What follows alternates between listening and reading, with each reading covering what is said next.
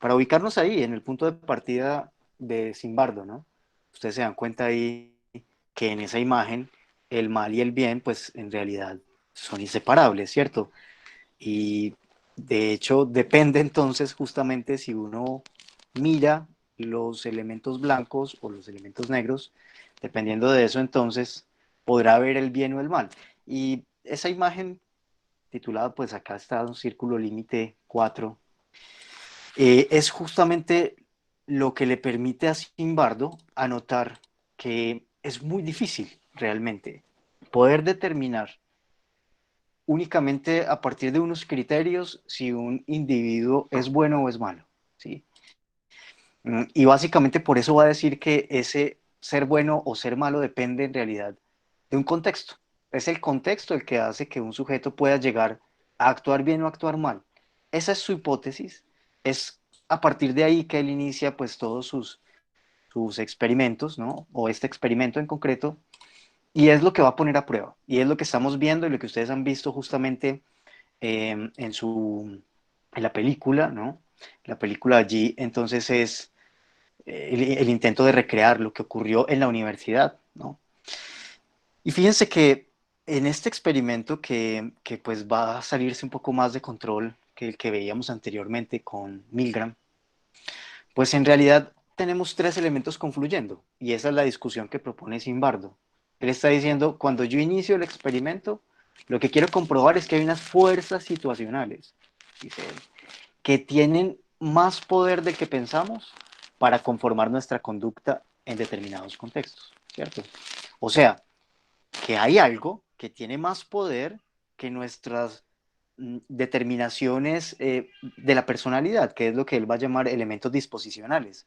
Hay algo que tiene incluso más poder que eso, dice él, y son las fuerzas situacionales. O sea, que su hipótesis es que lo que explica el comportamiento malo de un sujeto, o entonces la psicología de la maldad o del mal, no es que alguien tenga un carácter psicopático, ¿sí? No es que alguien tenga un carácter sádico, ¿cierto? Puede tenerlo. No estamos diciendo que esos elementos en la personalidad no existan, ¿no? Pueden tenerlos, podemos tenerlos, y de hecho muy probablemente cada uno de nosotros los tenga.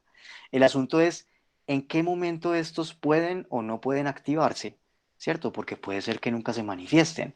¿Cuándo se manifiestan? Y entonces él va a decir lo que determina la manifestación de esos elementos es el contexto. Y es a eso a lo que él está llamando fuerzas situacionales.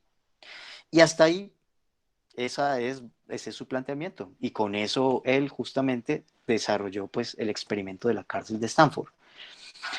Ese es su planteamiento inicial, pero los resultados muestran que parecen haber otras cosas que quizá él no había tenido en cuenta a la hora de no solamente de planear, ¿no? sino de plantear la hipótesis sobre el experimento. Ustedes saben bien que en estas teorías que hemos venido transitando en la clase anterior y esta, pues estamos situados en la psicología social de corte conductista o el socioconductismo. Y ustedes saben que desde esta perspectiva, pues es muy importante tener en cuenta todas las variables que afectan el fenómeno para poder aislarlas, controlarlas y entonces llevar a cabo el experimento y que el experimento sea exitoso. Si hay variables que no hayan sido tenidas en cuenta y que no estén bajo control, el experimento, pues eso pasa, se sale de control, ¿no? Y por lo tanto no es posible comprobar la hipótesis. Eso es lo que ocurre básicamente en cualquier contexto experimental. Y eso fue justamente lo que ocurrió en el caso de la cárcel de Stanford y de la teoría que se proponía demostrar Zimbardo. El experimento se salió de control y al haberse salido de control, él no pudo finalmente comprobar su hipótesis.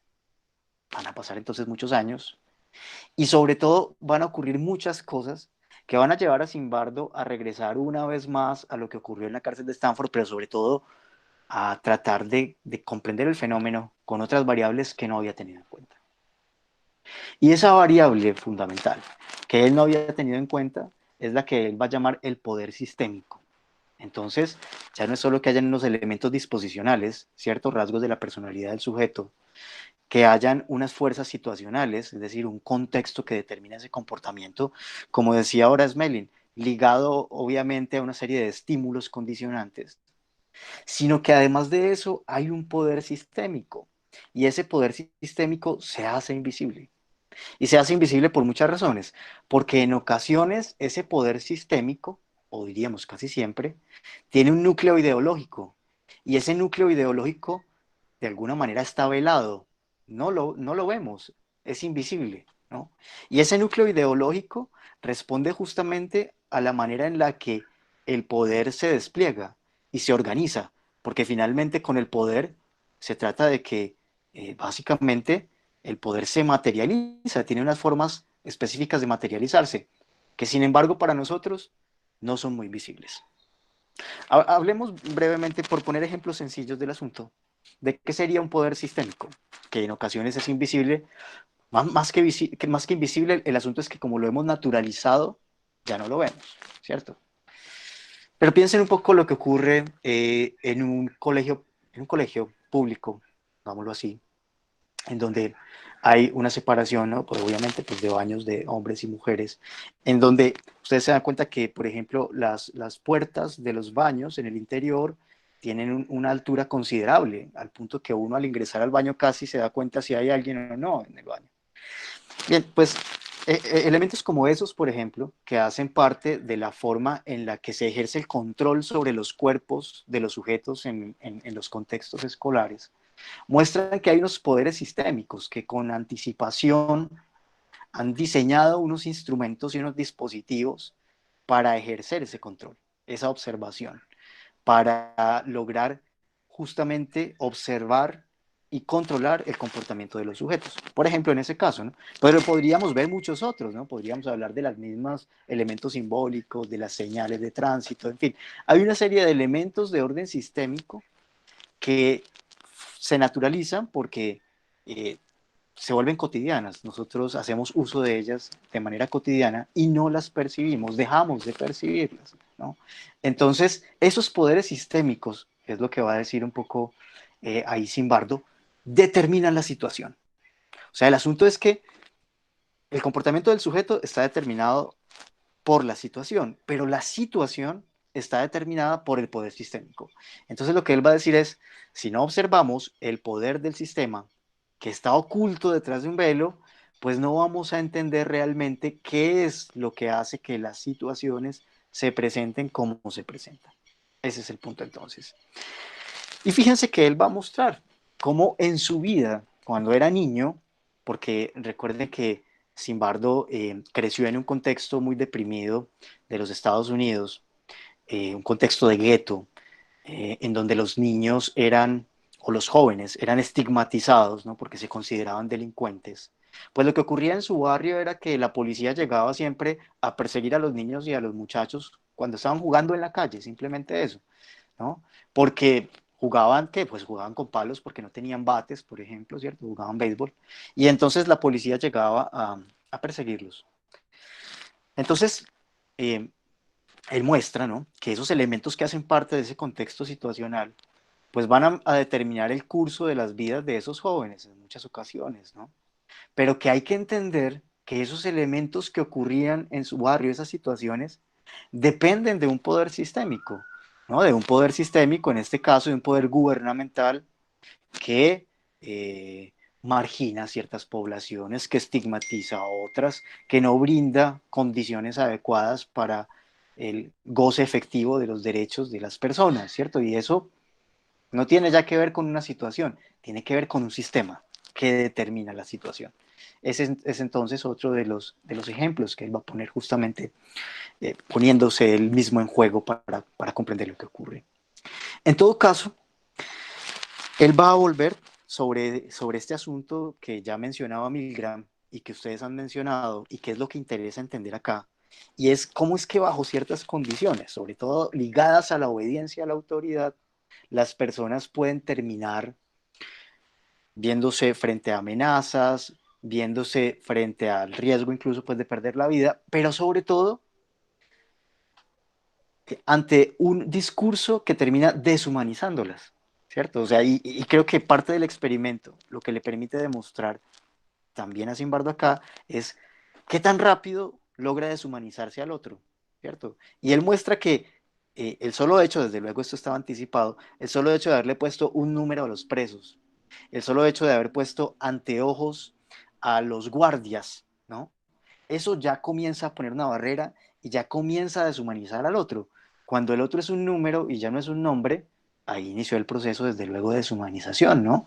Y entonces eso también va a comenzar él a preguntárselo, porque se va a dar cuenta que en distintos contextos sociales, la violencia que recae sobre algunos, la crueldad, la tortura a la que son sometidos, el exterminio, depende en buena parte de la forma como se ha construido esa deshumanización del otro.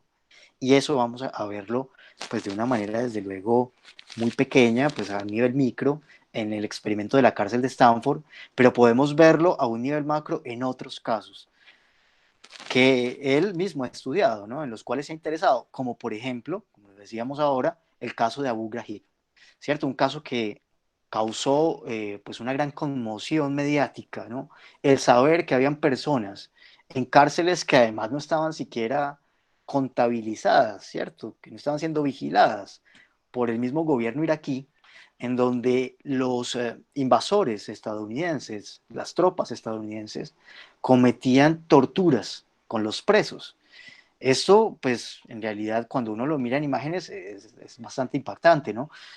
Seguramente muchas de ellas ustedes las han visto. Yo voy a permitirme brevemente compartir acá algunas de estas simplemente para recorrer con Simbardo los elementos que lo están llevando a él a ubicar esta discusión. Aquí estoy simplemente en Google Imágenes, le he puesto el nombre Abu Ghraib para que observemos algunas de las imágenes de estas cárceles en Irak y las mismas fotografías, ¿no? Y videos que fueron tomados por los mismos guardias, porque digamos que además de las torturas a las cuales eran sometidos acá los presos, también hay que decir, ¿no? Que había un cierto exhibicionismo, un cierto goce a través de esa tortura, ¿no?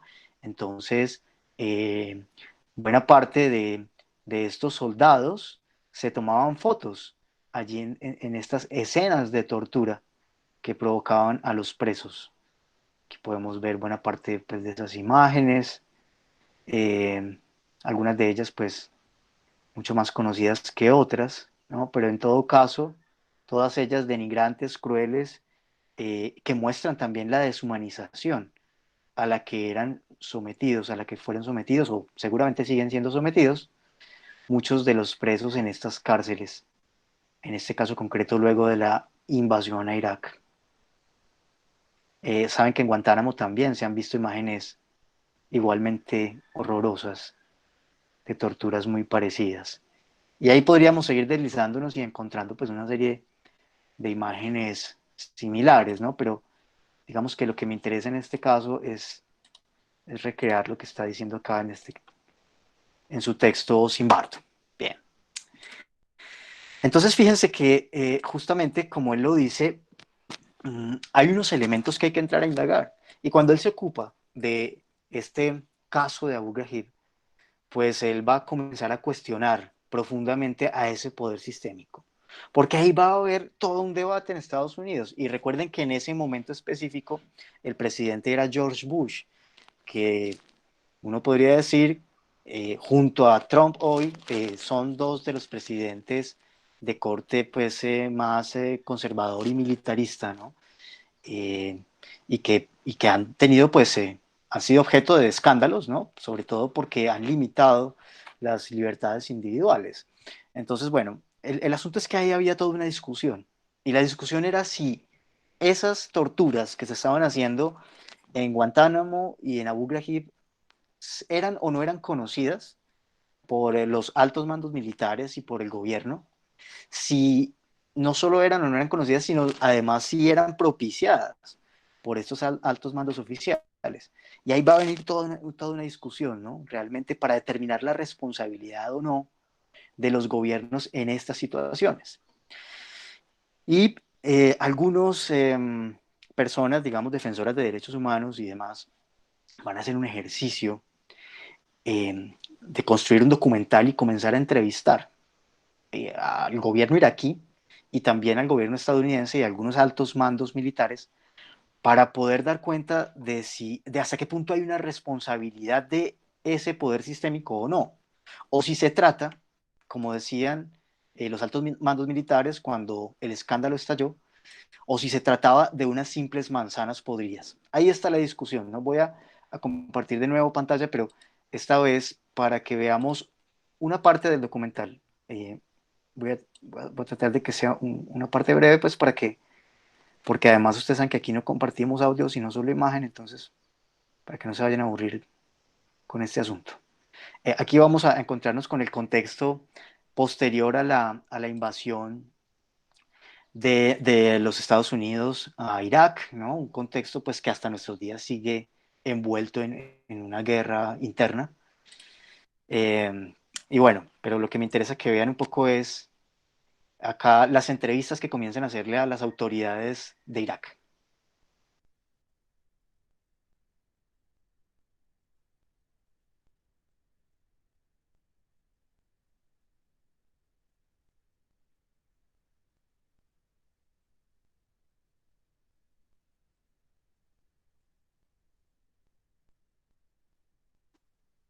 Pues hay unos detenidos que además ni siquiera se sabe que lo están, porque las cárceles eh, no están siendo vigiladas por el gobierno iraquí.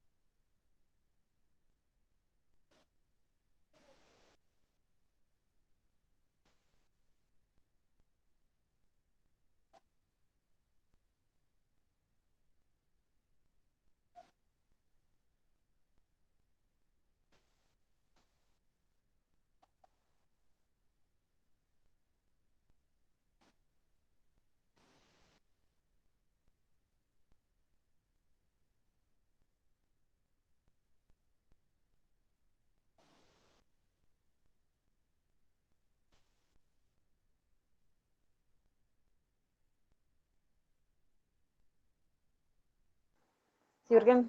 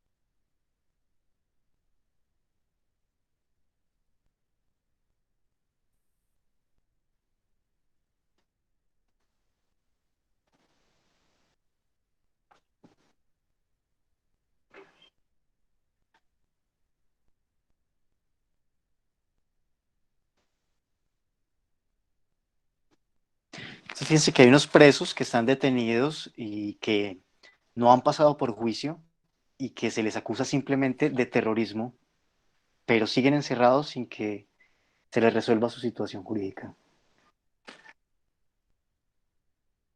Aquí le preguntan si ella conoce esas cárceles secretas en donde no se conoce la situación de los presos y dice que no.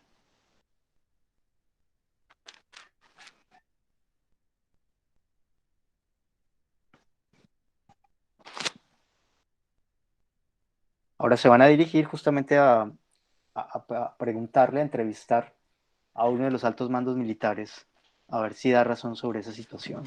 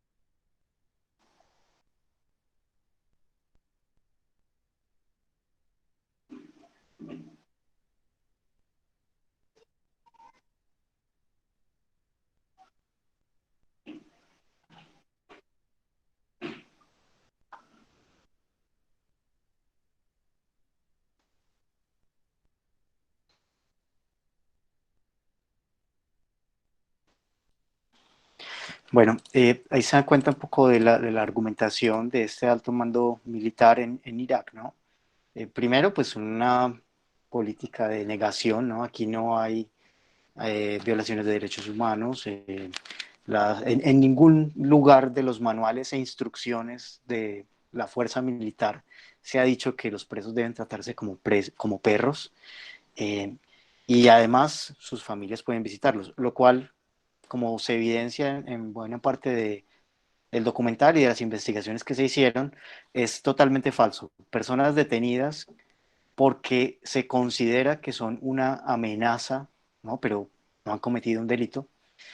Personas detenidas que no van a juicio y además de eso, pues personas que han sido deshumanizadas y que han sufrido tratos vejatorios y torturas, ¿no? Como puede observarse en algunas de las imágenes de Abu Ghraib.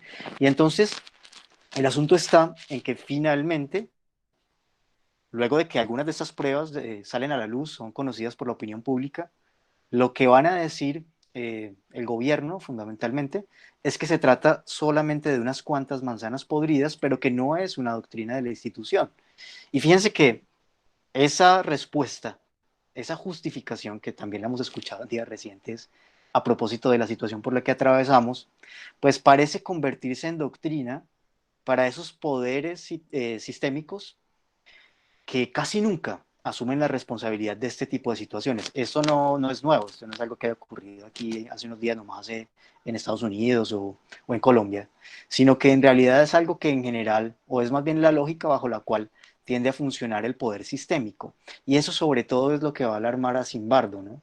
Porque se va a dar cuenta que detrás de todas estas situaciones, detrás de todos estos contextos, hay unos poderes sistémicos que no solo no se responsabilizan, sino que además provocan la situación, ofrecen las condiciones para que este tipo de contextos se desencadenen.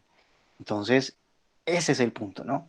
Y el punto entonces de discusión, como lo decíamos hace 8 días, está en que esa barrera entre el bien y el mal, pues parece que no es una barrera evidente, sino que más bien es permeable y, como dice Zimbardo, nebulosa. Entonces, es así como los ángeles pueden convertirse en demonios, ¿no? Y también lo contrario, desde luego. Pero sobre todo esto primero, es así como los que iban en favor de la libertad en Irak pueden terminarse convirtiendo en los torturadores, los que invaden para llevar la democracia a un país sometido a la dictadura, pues pueden terminar convirtiéndose en los nuevos verdugos, ¿no? Y eso realmente es lo que pone a pensar y lo que mueve toda la investigación de Zimbardo, ¿no? Porque esa barrera entonces ya no es evidente, ya no podemos decir cuáles son los malos y cuáles son los buenos, ¿cierto? Porque parece que los que actúan a favor del bien, a través de ese bien, terminan propiciando un mal. Y esa es la misma discusión que nos proponía Milgram, ¿no?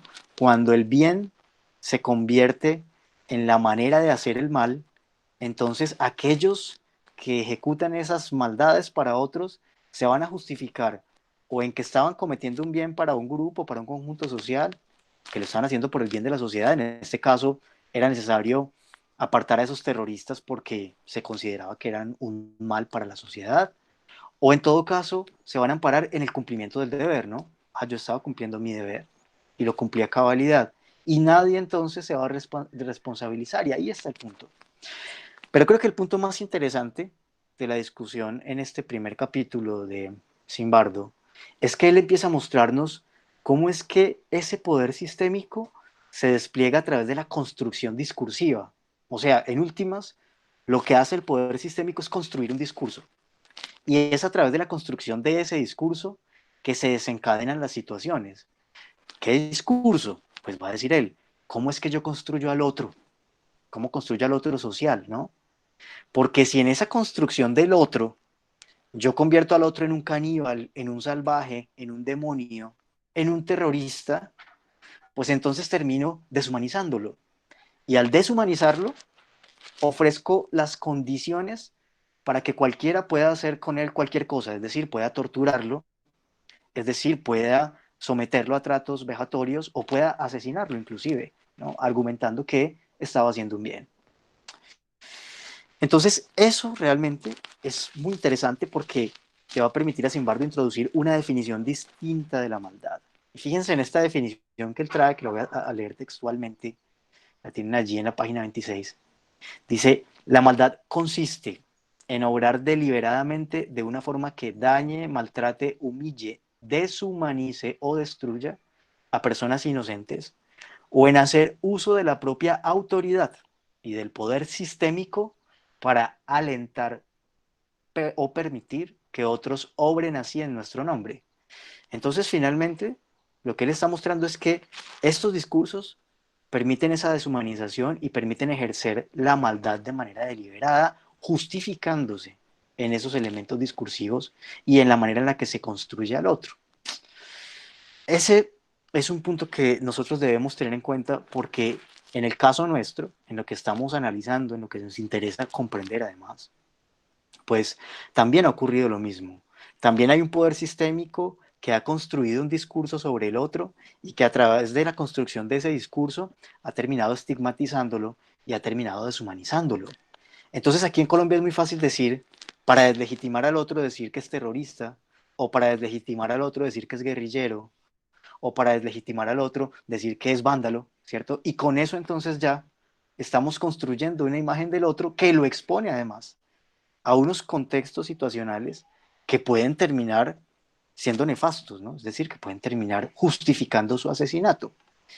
Ese es el asunto al cual está llamando Zimbardo, ¿no? A comprender, pero además sobre todo a poner sobre la mesa en el análisis desde la psicología social, porque lo que él está diciendo acá es, ojo, la psicología social ha desconocido este campo del poder sistémico. Si la psicología social no tiene en cuenta el poder sistémico, no va a comprender suficientemente los fenómenos sociales que está analizando. Y ese es básicamente entonces el llamado que está haciendo. Fíjense que hay otro ejemplo que él trae, que es, que es un ejemplo bastante desastroso además, ¿no? Que es lo que conocemos como el genocidio de Ruanda. En Ruanda ocurrió algo parecido, una guerra interna entre dos clanes, dos etnias, ¿no? Los Hutus y los Tutsi, que vivían juntos en Ruanda, ¿no? Hasta antes de la colonización europea. Y la colonización europea termina estableciendo una brecha entre las dos etnias que va a terminar en un genocidio y en una masacre, ¿no? Porque todo esto se refuerza a partir de una construcción discursiva. Es lo que él va a mostrar, ¿no? Cómo yo construyo entonces al otro y cómo en esa construcción del otro termino mostrándolo como un demonio o termino deshumanizándolo simplemente, ¿no? Entonces ahí es importante tener en cuenta que en esa discusión que él propone, ¿cierto? En esa diferenciación entre el mal y el bien, en ese intento por mostrar si ese mal es interno o es externo o es mutable, pues de alguna manera él lo que va a decir es que hay que entender que ese mal solamente, o más bien las acciones malignas del sujeto solo pueden entenderse a partir de tres elementos que se conjugan, ¿no? Los elementos disposicionales, que ya lo hemos dicho, son del orden de la personalidad, que no es que no estén, pero que para Zimbardo no son lo determinante. ¿Hay una estructura genética de la personalidad? Sí, claro, pero no es lo que hace que alguien sea psicópata, ¿cierto? Si esos elementos disposicionales se conjugan con una situación determinada que desencadene esos rasgos de la personalidad, como ustedes lo explicaban a partir de algunos personajes de la película, puede suceder entonces que esos elementos disposicionales allí se manifiesten, ¿no? Pero aún más, ¿qué es lo que hace que ese contexto situacional ocurra? ¿No? Porque en el ejemplo que él traía de su propia vida, si estos jóvenes que vivían en el Bronx no hubieran sido marginados, no hubieran sido perseguidos, no hubieran sido estigmatizados, probablemente muchos de ellos no hubieran terminado en la delincuencia, ¿sí? Entonces hay que tener en cuenta ese tercer elemento. Ese poder sistémico determinó ese contexto situacional. Ese es el punto entonces que debemos tener en cuenta para poder aclarar esta situación. Sería muy interesante, ahora que veíamos brevemente estas notas del documental de Abu Ghraib, sería muy interesante realmente si lo pusiéramos en tensión con lo que ocurre en nuestro país. Permítanme, porque fíjense que hay una construcción de un discurso muy parecida. Permítanme, comparto de nuevo, este es mucho más corto, seguramente también lo vieron hace poco, eh, pero vale la pena que lo recordemos. Estas palabras de nuestro gobierno sobre la situación que se presentó el 9 de septiembre y que justamente veníamos analizando.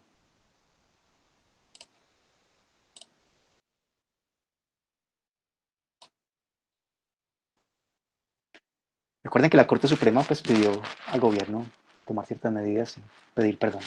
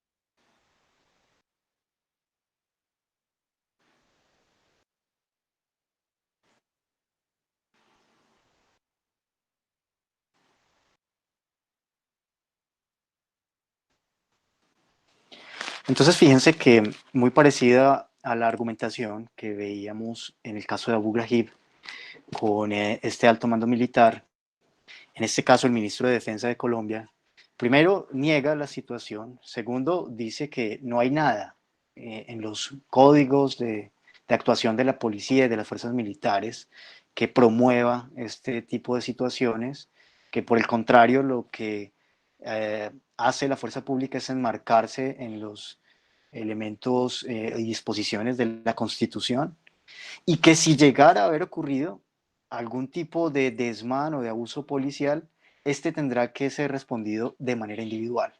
Es decir, algo muy parecido a lo que va a ser la argumentación de los norteamericanos frente a las torturas de Abu Ghraib. Si llegara a haber una tortura, esta tendrá que ser asumida de manera individual porque se trata de unas cuantas manzanas podridas, pero no de la actuación y la doctrina de las fuerzas militares. Pues aquí estamos ante una discusión de esa índole, ¿no? Una justificación, una construcción discursiva que niega la responsabilidad de ese poder sistémico, que es el que, de acuerdo a lo que nos está enseñando hoy Zimbardo, determina las situaciones, ¿no? Y eso hace que sea mucho más difícil entonces poder resolver el problema. Lo que va a decir Zimbardo, con esto voy cerrando, es que esos sistemas de poder son los que crean las situaciones, pero además de eso, son los que finalmente eh, ofrecen las condiciones para que todas estas situaciones puedan llegar a presentarse, ¿no?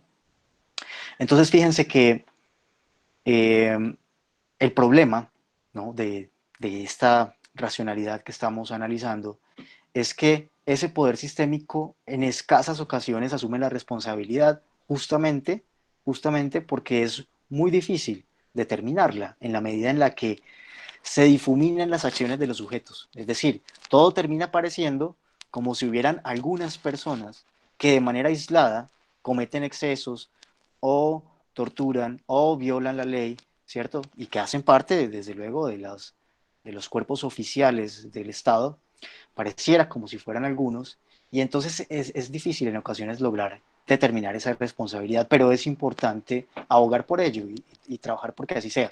Creo que en este caso, sobre todo Zimbardo, lo que está haciendo es ofreciéndonos una teoría y unas herramientas de orden analítico y académico para poder comprender mejor la situación y, por qué no, también para reforzar el campo argumental, para poder demostrar que sí existe una responsabilidad de orden sistémico, que no son solamente los individuos los que en ocasiones ejecutan acciones que van en contra de la doctrina o de la vida misma, sino que en realidad hay unos elementos sistémicos que permiten que se manifiesten. Lo vimos hace pocos días también con el asesinato de una mujer en el Cauca, ¿no? En un retén militar, ¿no? Se le disparó y fue asesinada. Y vimos que la respuesta del Estado, una vez más, fue la misma. Alguien disparó por error. Claro, pero digamos, los protocolos de acción frente a esas situaciones, la misma racionalidad que hay de que si alguien huye yo disparo, hay una serie de elementos que tienen que ver con el poder sistémico y que deberían, de alguna manera, pues, asumir de manera responsable por quienes están allí. Entonces lo que va a concluir ahí Zimbardo es que nosotros no podemos desconocer que ese poder sistémico está siempre dirigido por una maquinaria del Estado. Esa maquinaria del Estado es a su vez la que dirige a la clase militar, es la que ocupa puestos estratégicos de mando en la estructura social y por lo tanto es la que termina influyendo en la manera en la que se presentan las situaciones.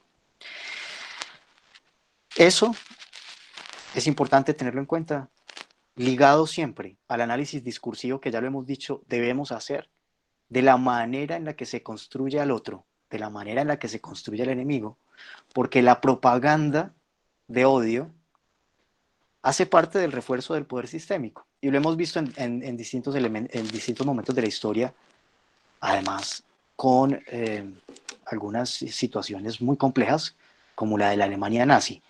El régimen alemán se mantuvo, entre otras cosas, porque había creado a un otro, a un enemigo, que a su vez se había deshumanizado.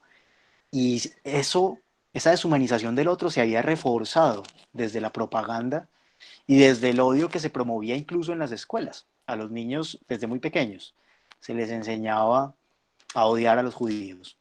Entonces, esos elementos discursivos esta vez, a través de los cuales también se materializa el poder sistémico, son muy importantes tenerlos en cuenta porque de alguna manera son los que se incrustan más profundamente en la cotidianidad, en la cultura, se interiorizan y luego también se reproducen, haciendo que cualquiera de nosotros, personas como ustedes o yo, puedan bajo ciertas circunstancias terminar actuando de manera maligna. Es decir, el efecto Lucifer no es algo exclusivo de los psicópatas y los sádicos, sino que, como lo dice Zimbardo, el efecto Lucifer está allí y cualquiera de nosotros, bajo ciertas circunstancias, puede terminar ejerciendo una suprema maldad. Dejo hasta ahí con este video que también conocemos, pero simplemente es para recordar o para reforzar este asunto de que sí hay un poder sistémico detrás, y ya enseguida retomo sus inquietudes. Permítanme compartir nuevamente la pantalla.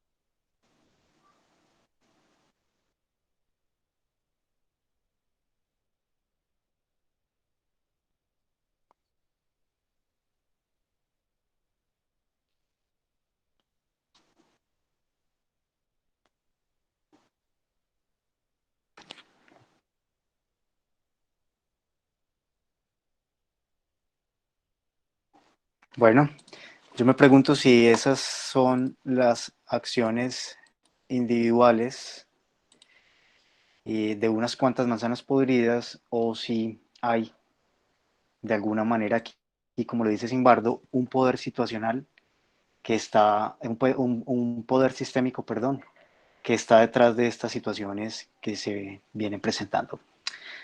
Dejo hasta ahí y les doy la palabra. Muchas gracias.